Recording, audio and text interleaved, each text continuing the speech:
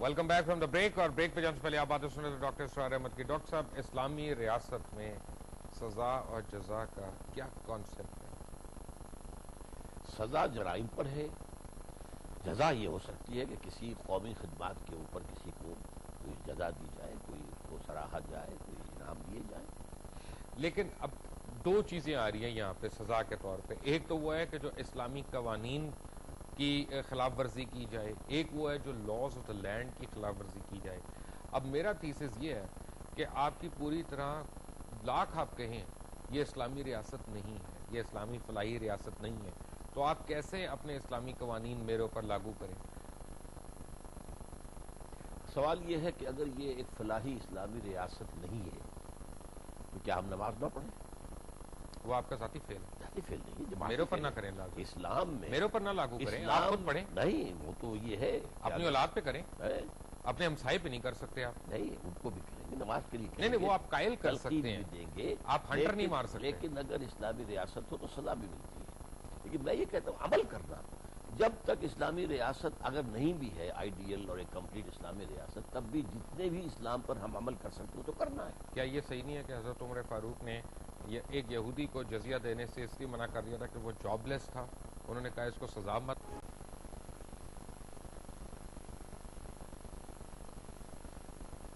یہ تو الفاظ کی بات ہے نا. نہیں, لیکن انہوں نے کروسیڈ کر دی پوری, جب وہ قانون کروسیڈز کر دی, جب وہ قانون سازی کے اندر there is no reference to any religion, to any شریعہ, تو وہ تو نہیں ہے اس میں. حاکمیت تو ان کی عوام کی ہے. یہ آیات لکھی ہوئی ہیں. یہ کون سی؟ کوئی بھی قرآنی آیات ہیں. روز اخباروں میں آپ پڑھتے ہیں ان کے پیشانی پہ, ان کی یعنی فرنٹ پہ قرآنی آیات لکھی ہوتی ہیں. ان کے اندر پورے ایڈیشنز آئے ہوتے ہیں, خانہ کعبہ کی تصاویر بھی ہوں گی اور بڑی بڑی آیات اور قول اور احادیث کرام لکھی ہوتی ہیں. پھر ان کو سڑکوں پہ بھی پھینک رہے ہوتے ہیں, پھر اینڈ میں ان میں پکوڑے بھی بک رہے ہوتے ہیں. اگر تو ان عیسائی برادروں کو, ان مسیحی برادروں کو مارنا تھا اس وجہ سے کہ انہوں نے کوئی دینیات کی کتاب کا ایک صفحہ پھاڑ کے اس کو پھینک دیا, تو پھر تو ہم سارے بھی زمرے میں آ گئے نا. دیکھیے, میں تو اس سے بھی آگے بڑھ کر آپ سے کہوں گا کہ ہم جب اسلام پر پورے طور پر عمل پیرا نہیں ہیں تو سب سے بڑی توہین تو قرآن کی اور حضور کی ہم خود کرتے ہیں. بے شک عملی ہم زبان سے مانتے ہیں, اور اللہ کا کلام ہے, اور ہم جو بھی ریورنس ہے اور عزت ہے اور تعظیم ہے وہ سب ہے, عمل کا اس اعتبار سے.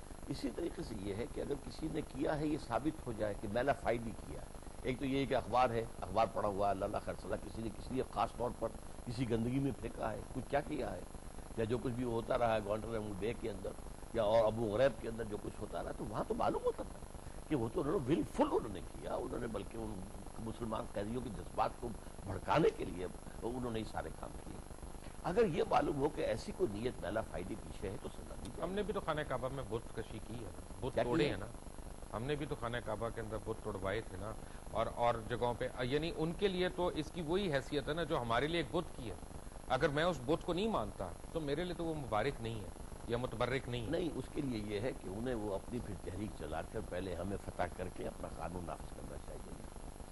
حضور نے 12 برس اسی کعبے میں نماز پڑھی ہے جہاں بت موجود تھے, اسی کعبے کا طواف کیا ہے جہاں بت دائیں بھی بت بائیں بھی بت. کب توڑا ہے؟ جب 23 سال کی محنت شاقہ کے بعد فاتح کی حیثیت سے آئے ہیں, اب اس کے بعد آپ نے اس کو کلیئر کیا ہے. اس سے پہلے کسی بت کو ہاتھ نہیں لگایا. حالانکہ آپ کو معلوم ہے کہ آخر حضور کے پاس جانثار تھے صحابہ کرام.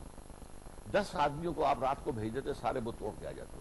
وہاں کوئی پہلے تو نہیں تھے, تو بعد میں جو کچھ ہوتا ان کے چیتڑے اڑا دیے گئے ہوتے. تو اس کا مطلب ہے کہ اگر وہ خدا نخواستہ ہمیں فتح کر لیتے ہیں اور تمام نسخوں کو یعنی وہ اپنی مرضی کے مطابق ڈیل کرتے ہیں, تو وہ یعنی بلاسفی نہیں ہوگا. وہ ہماری طرف سے بلاسفی نہیں ہے, ان کی بلاسفی نہیں ہے جو وہ کر رہے ہیں. انہوں نے جو کچھ کیا کروسیڈز کے اندر, جو کچھ کیا یروشلم کے اندر, خود یورپین ہسٹورینز جو ہے معلوم ہوتا ہے کہ لکھتے ہوئے شرما رہے ہیں جس قدر خونریزی کی ہے. کروسیڈز میں تو انہوں نے یہودیوں کو بھی اتنا ہی مارا ہے جتنا ہمیں مارا. ٹھیک ہے, یہودی اتنے ہی مرے ہیں یروشلم کے اندر جتنے مسلمان مرے. نہیں, اتنے نہیں. یہودی پاپولیشن ہی آدھی یہودی اتنے تھے ہی نہیں. آدھی تو پاپولیشن تھی. زیادہ آبادی تو اب کرسچن مسلمان پیدا زیادہ ہو جاتے ہیں جلدی, جی بہرحال ویسے مارے گئے ہیں، بلکہ جتنی کروسیڈ کی آرمی آئی ہیں یہ یورپ کے جن ملکوں میں سے ہوتے ہوئے آئے تو بیچ میں یہودیوں کی بستیوں کو جلاتے ہوئے آئے، اور پوپ جو فوت ہو چکا ہے، جو اس سے پہلے پوپ تھا، اس نے جا کر باقاعدہ معافیا مانگی ہے، اور ان جگہوں پر وہ گیا ہے جہاں پر کہ مسیکر ہوئے یہودیوں کے۔ تو یہودی اور عیسائی جو ہے وہ تو یوں سمجھیے کہ آج سے 300 برس قبل تک یوں تھے ایک دوسرے کے خلاف دشمن۔ مجھے یاد ہے کہ جب حدود آرڈیننس آ رہا تھا نیشنل اسمبلی کے اندر، تو وہاں جتنے ہمارے علماء کرام نیشنل اسمبلی میں تھے، مولانا فضل الرحمان وغیرہ، میں نام لے رہا ہوں، میں خدا نخواستہ ڈکی چوکی باتیں نہیں کر رہا، انہوں نے اس حدود آرڈیننس کو یوں کر کے پھاڑا تھا، اس کو اچھالا تھا، پھر اس کے اوپر انہوں نے ڈانس بھی کیا تھا وہاں پہ، اور جبکہ اس کے اوپر بسم اللہ الرحمن الرحیم بھی لکھی ہوئی تھی۔ تو by the same yardstick ہمارے اپنے کافی علماء ہیں کہ جن کو جلا دیا جا سکتا ہے، جن کو جلایا جا سکتا ہے۔ آپ کو چاہیے تھا اس وقت مقدمہ لے کر کھڑے ہو جاتے۔ میں نے تو اس وقت ٹی وی پہ کہا تھا، آج میں دوبارہ آپ کو کہہ رہا ہوں، کیا وہ صحیح ہے کہ نہیں؟ میرا کام جو ہے وہ ہے، میں جو ہے عدالت میں نہیں ہوں، میرا کام فیصلے سنانا نہیں ہے، میرے کام صرف ایکسپوز کرنا ہے۔ لیکن مدعی کی حیثیت تک جا سکتے تھے۔ میں ابھی چلا جاتا ہوں، آپ کو ساتھ کھڑے رہیں، کیا وہ غلط نہیں تھا؟ کیا مولانا فضل جو الرحمان آپ پہ کہہ رہے کیس ہیں نہیں اگر وہ ہونا صحیح چاہیے؟ ہے تو غلط تھا۔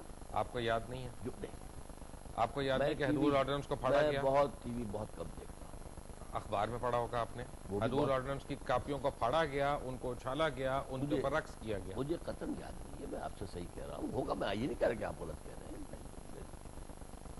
لیکن میں تو خود کہہ رہا ہوں، دیکھیے اس سے آگے اور کیا بات ہوگی کہ اپنے عمل کے ذریعے سے ہم خود اللہ کی کتاب کی توہین کے مرتکب ہو رہے ہیں، حضور کی ذات مبارکہ کی توہین کے مرتکب ہو رہے ہیں۔